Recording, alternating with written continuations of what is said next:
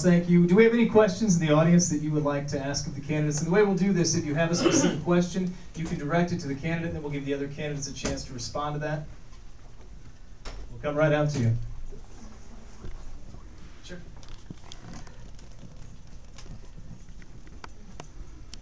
My question to all the candidates would be, how many of you are willing, if elected, to accept only the same salary as the governor of Indiana and turn the rest back into the city budget?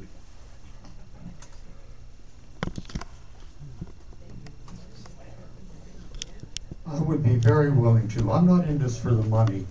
I had a brilliant political career over in Ohio, and I see a need for good government in Fort Wayne. We have problems with council not working together, not working with the mayor, not working with the county. We need a leader who is proven. I have a proven track record, and I will be proud to serve as mayor of Fort Wayne and take a cut and pay, no problem. Thank you. Well, thank you. You're singing from my songbook. And I was appalled when I realized how much our mayor was making. The Governor Daniels makes $95,000 a year. The mayors of Indianapolis and South Bend both make less than the governor. And I think somebody's not paying attention to the details when they allowed Fort Wayne's mayor to make nearly $30,000 more. It's completely unacceptable. There is some legislation in place that would keep city council from changing that during the budget cycle. But my way around that is you can always give money back. I've never seen the government yet that won't take all of your money it can get. So my intention is to write checks from my paycheck back into the city of Fort Wayne until we can make the changes necessary to the budget. So absolutely, thank you. Yes, I'm very flexible because I'm retired. I got a little pension, I got Social Security. So I would be minding the idea of having a little cut there. But unfortunately, probably a long time before I get one, if I do submit one, because the way our city government works, it'll probably be the whole 4 years I'll be as mayor. But if they want to cut, go right ahead.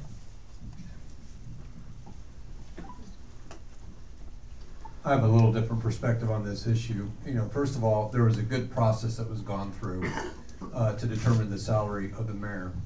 And I think part of that process was that some of the other mayors were having some difficulty attracting the kind of talent that we need to the city. So they knew that if they did not raise the salary of the mayor, they were going to have difficulty raising other salaries. And what that means is that what I've found in my career is that when you pay people fairly and that they can add value, they will find ways to save money, and usually far more than what you pay them. And in my career, that has been my experience. When you pay people less, you generally get less talent, and then they don't find the cost savings.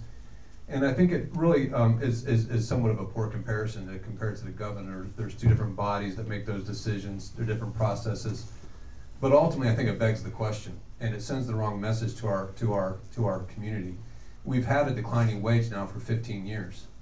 And we do not want to add that. What we want to do is find ways to attract and retain talent in jobs that increase our average wage, not decreases it. And I think that sometimes the way that we treat our elected officials are instructive to how we're going to treat people when they get here. And so I think it's just one of those things where, for me, I have a different perspective and would really encourage us to think differently about that issue. Well, I'm in the city council now, and we haven't given ourselves an increase in the 4 years, or soon to be 4 years I've been on, but the city council does not set the mayor's salary. There is a line item in the budget for the entire mayor's staff, and he or she has the ability to spend those dollars, which is why this current mayor has hired more people.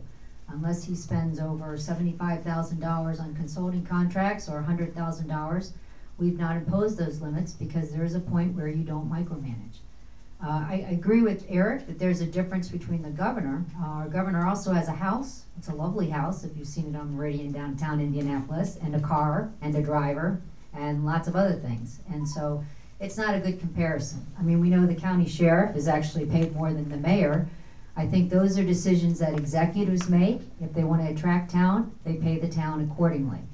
I know some of our own city employees, in fact, may be paid well. If we reduce that, significantly, then it may send a, as Eric pointed out, may send a message to the business community that we will not be paying for good talent. And if we're really good at hiring people and hiring the leaders that we need in city government, then they will find the savings and they hopefully will not increase their personnel, so.